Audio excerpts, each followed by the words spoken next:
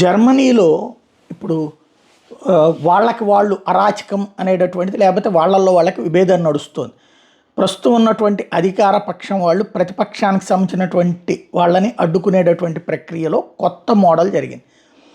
Antifa ఎవరైతే ప్రతిపక్షానికి సంబంధించినటువంటి హెడ్ ఉన్నారో తనని కలవడానికి తను ఓ పక్కన వెళ్ళి మన ఎలన్ మాస్క్ కలవడం జరిగింది. ఎందుకయ్యా అంటే ఇప్పుడు ప్రతిపక్షానికి అక్కడ సపోర్ట్ చేస్తానని ఆల్రెడీ ప్రకటించాడు ఎలన్ మాస్క్. కాబట్టి తనతో మాట్లాడేటప్పటికి ఏఎఫ్డి లీడర్ తను ఇప్పుడు ప్రస్తుతం ఆల్టర్నేటివ్గా ఉంది జర్మనీలో తనే.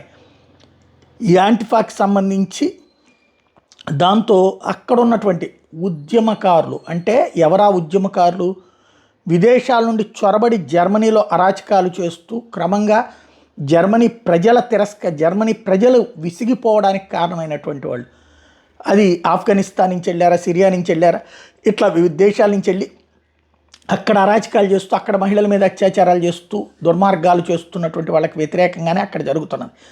ఇప్పుడు వాళ్ళకి సంబంధించినటువంటిది ఏఎఫ్డి లీడర్ కలిసినందుకు గాను తను వెళ్ళే రూట్లన్నిటి బ్లాక్ చేశారు. ఆ ఏరియాల్లో తన మీద ఒక రకంగా పరోక్ష దాడికి సిద్ధపడ్డారు. దాన్నే చూపెడితే ఇదిగో జర్మనీలో ప్రజాస్వామ్యాన్ని చంపేసే ప్రక్రియకి వ్యతిరేకంగానే నేను ప్రయత్నిస్తున్నానంటూ రివర్స్లో రాజకీయం చేయడానికి ప్రారంభమైంది.